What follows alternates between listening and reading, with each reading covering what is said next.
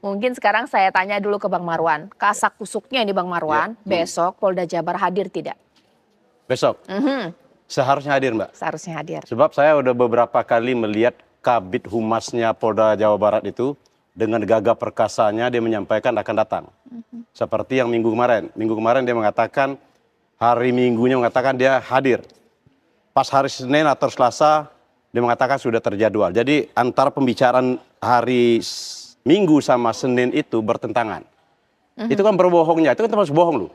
Perlu kita tes, justru di sini menurut saya yang perlu dites oleh detektor itu adalah dari pihak Polda Jawa Barat. Ya.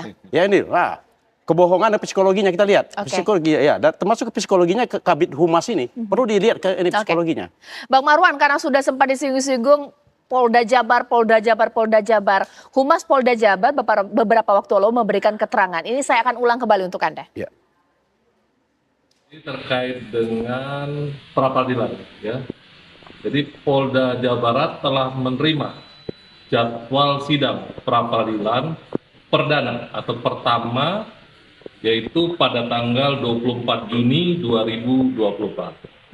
Namun dikarenakan ya bahwa Polda Jabar telah teragendakan kegiatan yang sudah ada sebelumnya, sehingga pada sidang pra-peradilan perdana Polda Jabar tidak menghadiri kegiatan tersebut.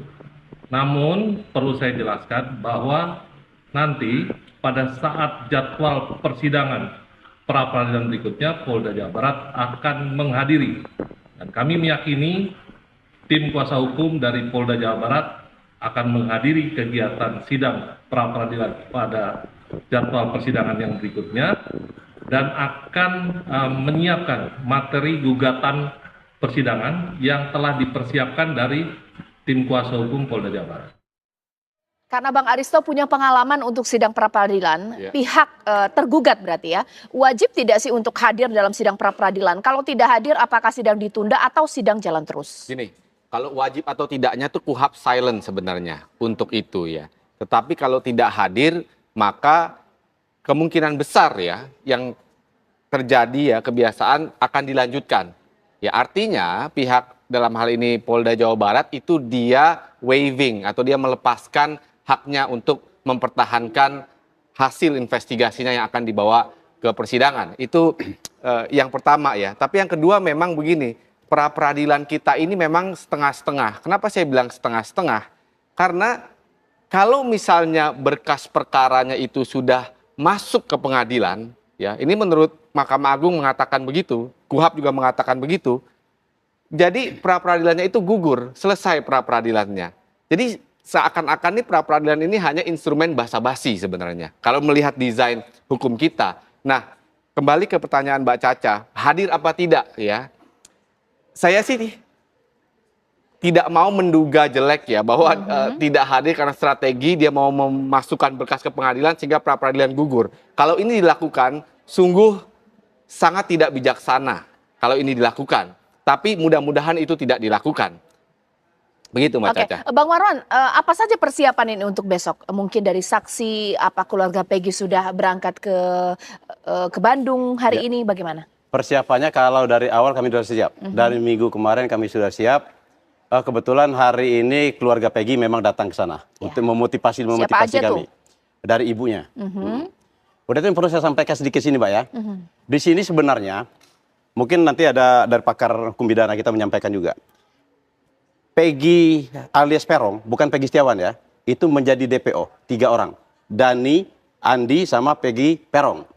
Tetapi kalau klien kami dijadikan yang dikatakan masuk daftar DPO, kenapa klien kami dijadikan tersangka pada tanggal 21 Juni? 21 Juni itu dijadikan tersangka. Yang 21 Mei, yang lebih lucu lagi di dalam ini, mereka yang mentersangkakan klien kami itu tidak sesuai dengan Perkap Kapolri. Perkap Kapolri, dia seharusnya Perkap Kapolri itu mengatakan loh, termasuk peraturan Kabareskrim mengatakan ada proses untuk mentersangkakan orang. Dipanggil dulu sebagai saksi. Dipanggil dulu. Ada aturannya ada. Kalau saya jelaskan sini nggak selesai malam ini. Nah, di sini saya bilang mereka penyidik ini tidak sesuai dengan prosedur dengan Perkap. Berarti mereka melawan perintah Kapolri. Mereka ini menurut saya pantas untuk dijatuhkan kode etik. Nah, untuk sementara ini saran saya kepada Kapolri, penyidik yang ada di Jawa Barat ini dicopot semuanya. Sementara klien kami dibebaskan dulu. Oke, Bang Aristo, kalau dari apa poin dari keberatan atau dugaan ketidakcermatan dari penyidik dari Bang Marwan di sini, sekiranya pihak penyidik atau tergugat ini harus mempersiapkan apa sih membantah dari penggugat? Jadi yang pasti kan pra peradilan itu kan dia menguji ya sebenarnya secara formal ya. Punya nggak sih bukti untuk menangkap orang, mentersangkakan orang, itu sederhananya. Jadi kan pihak dari Peggy dari Pak Peggy, Pak Marwan ini kan mau mengatakan ini nggak ada, legitimasinya nggak ada ya, legalitasnya nggak ada. Betul. Kenapa? Karena tadi sudah proses tersangkanya itu ada yang dilengkapi, ya kemudian belum tentu saya dengar orangnya itu betul ya, yang namanya Peggy alias Peron itu betul ya. Mau ditanyakan sebenarnya, kan pra peradilan ini instrumen untuk supaya polisi jangan sewenang-wenang dong. Jadi bertanya. Nah, pertanyaannya basisnya tadi itu ya, alat buktinya punya apa enggak? Ya. Nah, kemudian polisi ini menjawab itu tadi. Saya punya loh alat buktinya, ditunjukkan. Saya punya. Jadi minimal untuk mentersangkakan orang itu, di Indonesia sederhana mentersangkakan orang, hanya kuantitas 2, tidak melihat kualitasnya. Itu yang saya bilang tadi, desain pra peradilan basa-basi. Jadi polisi akan mengatakan, oh saya punya nih 2 alat bukti mentersangkakan. Sudah ada surat penetapan tersangkanya misalnya. Surat penahanannya ditandatangani, jadi formalitas. Nah ini yang akan diadu. Nah harapan saya sebenarnya nanti hakim pra peradilan, karena persoalan ini itu sudah demikian menjadi public interest. Jadi jangan lihat kuantitasnya saja, 1-2 alat bukti, tapi lihat kualitas alat buktinya. Betul tidak orang ini yang melakukan kejahatan? Betul tidak ada bukti permulaan yang cukup? Jadi kualitasnya, jadi jangan cuma kuantitas, oh ya ada saksi, ada kemudian surat ijazah atau KTP gitu ya. Itu kan dangkal. Jadi saya saya berharap ya pra peradilan ini melihat dari kualitas alat buktinya. Oke, saya jadi penasaran, lembar bukti atau berkas-berkas bukti pendukung untuk memperkuat gugatan Peggy Setiawan ini dari kuasa hukum setebal apa sih Bang Marwan? Kami kalau begitu tebal nggak, yang penting kualitas. Apa disampaikan oleh Bang Aris tadi, kami kualitas kan Pak, ya? Bukan masalah tebal. Percuma tebal begini, kalau tidak ada kualitasnya. Kami sedikit 35 halaman, 35 halaman ya? Bisa mematahkan yang tebalnya kata begini. Tidak ada masalah. Yang ini Pak, saya sampaikan juga Mbak ya. Bisa di-spill nggak apa aja? Apa aja sih isi 35 halaman? Bolehlah di-spill sedikit. Kalau mungkin lembar pertama lah, 1 sampai 5. Rahasia. Kita lihat pertempuran besok lah. Kami anggap besok pertempuran medan pertempuran.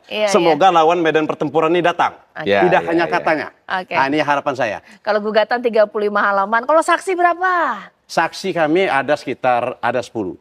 10 ada. Siapa aja itu? Ada, keluarga? itu rahasia. Teman? Ada rahasia. Saya sampaikan sedikit Mbak ya. Boleh saya sampaikan sedikit ya. Di dalam perkara ini Mbak ya.